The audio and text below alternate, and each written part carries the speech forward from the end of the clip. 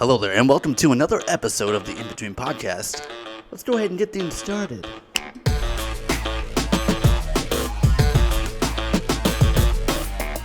Hello there, and welcome to another episode of the In Between Podcast. I am your host, as always, Kyle McLemore. Thank you so much for tuning in. While it's still early in the podcast, do me a favor and smack that like and subscribe button. Definitely appreciate all the follows, and it will help us the podcast stay alive. Here we are at the In Between Podcast, just plowing ahead.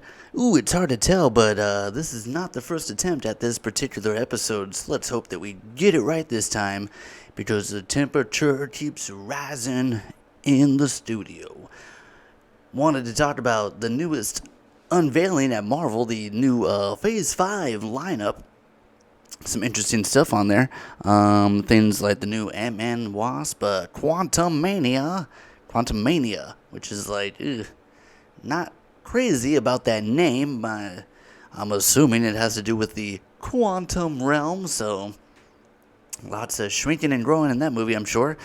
Agatha getting her own show, it seems like. It doesn't look like it's going to be a movie. I think it's going to be a show, which I'm actually pretty excited about because Catherine Hahn, I believe her name is, was amazing in WandaVision. I've said it before, nobody loves a good villain like this guy, and that show had a great villain. Catherine Hahn, first thing that comes to mind when I think about her is Step Brothers. That was like the earliest. She's like Will Ferrell's brother's wife, and then she like kind of falls in love with John C. Reilly. Incredibly funny, and also just really great in that WandaVision series. I'm really happy that not only are we getting another series with her, but I'm happy that she's still in the Marvel Universe. So let's go ahead and talk about the other big one, which was Daredevil, right? So Daredevil making the jump back into the Marvel embrace, like, hey, come on back home, Daredevil. Come on, Matt Murdock, we got you.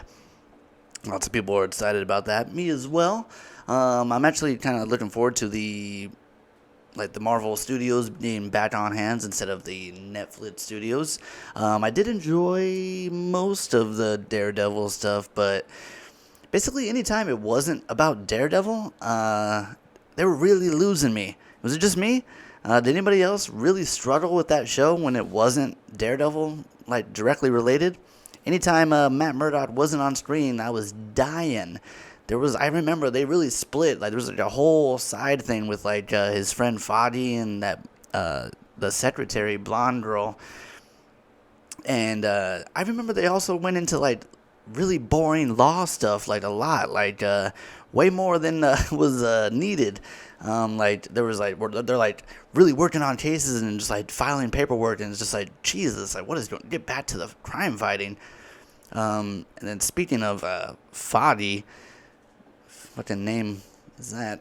But speaking of Matt's BFF Fadi, man, did I not like that character at all. Not only was he like just such a downer, but it just like I don't know, does this count as a spoiler when Fadi finds out that Matt Murdock is actually fighting crime as Daredevil, he has like basically the exact opposite reaction that I feel like I would have. Like, if I found out that my best friend, who is blind, if I find out that he's not only like enhanced, like, but he's also like out in the night fighting crime, dude.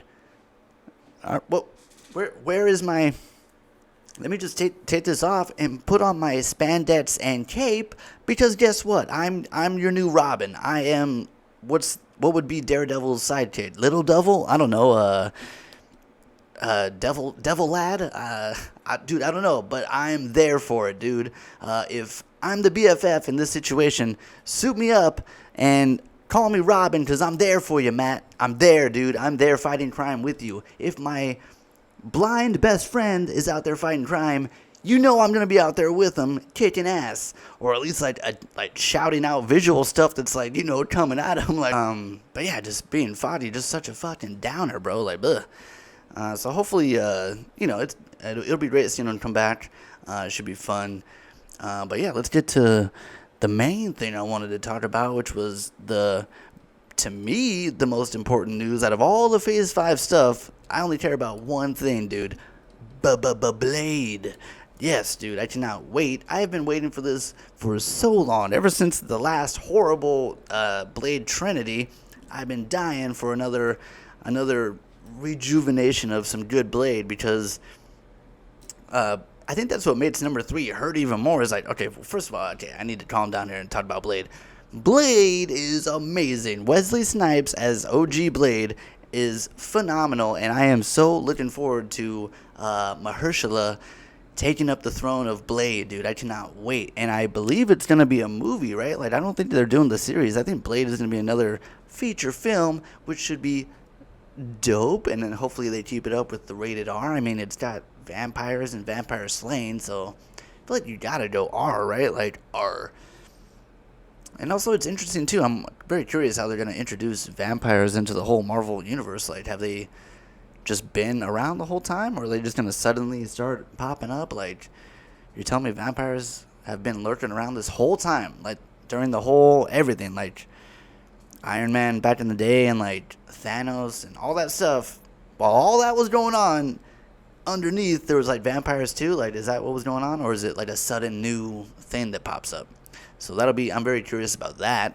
But man, Blade, man, the first Blade. I was just talking to somebody about the first Blade and how amazing that movie is, and how it holds up great. I think it holds up amazing.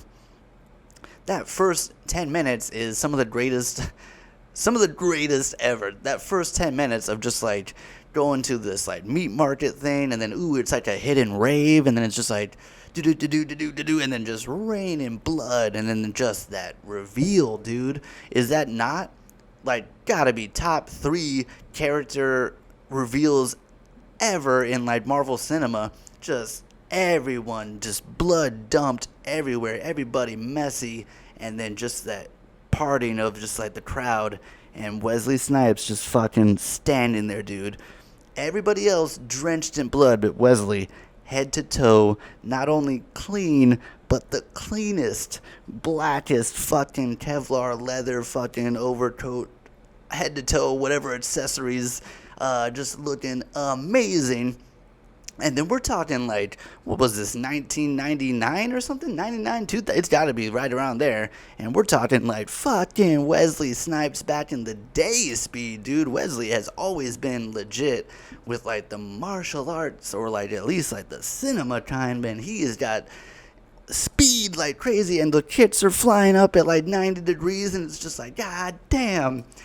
Whew. And then Blade is also one of the franchises where it's like, it's so rare when the sequel outdoes the original, but god damn if Blade 2 isn't like even more amazing than Blade 1. Blade 2 takes all the best of Blade 1 and just cranks it up even more, makes it like even more amazing. And then I think that's what really makes number 3 hurt even more, because it's just like you are on a rocket ship going up, and then it's just like Blade Trinity, boom, smashing back to Earth. But yeah, I cannot wait for the new one, dude. It should be great. Mahershala, he was phenomenal in True Detective. Also, he was also like, this isn't his first time dipping a toe into the Marvel universe. He was also in Luke Cage, and from what I remember, he was also the best part of Luke Cage, which kind of sucks for Luke Cage, because I think he's only in like the first 4 episodes, but god damn, he was like the starting villain, and I don't know how many times I gotta repeat it, but god, I love a good villain. And he was like so fucking cool, man, but just like kind of short-lived on that series. But Blade, dude, I could not be more hyped, but unfortunately gotta wait a little while. I think it's towards the end of next year, so about a year from now we'll finally get to see what's going on with that. But yeah, pretty exciting stuff. Lots of stuff coming out of Marvel. It's interesting to keep track of all this stuff from Marvel. I mean, I feel like they've been on such a high for so long that, I mean, like the bubble has to pop eventually, right? Like they can only go so high until you eventually start arcing back over. But I mean, Marvel is on a hell of a run. Hopefully DC can catch up. I mean, I know we got Black Adam coming out soon, and that looks really strong, at least to me. But I'm also a big fan of Dwayne, my boy Dwayne, as I like to call him. Not everybody knows him like I do. No, I'm kidding. But really looking forward to Black Adam. That should be dope. And then I think the new Shazam is coming out too, which should be cool. I'm looking forward to the linkage, like, because I know that they're semi-related, so it's like it should be a crossover coming between them. So that should be fun. Yeah, looking forward to that. But yeah, I think we can go ahead and call it there. Thank you so much for tuning into the In Between podcast. Hope you enjoyed all this Marvel talk as much as I do. If you haven't already, do me a favor, smack that like and subscribe button. It's definitely appreciated, and it helps this show keep on coming.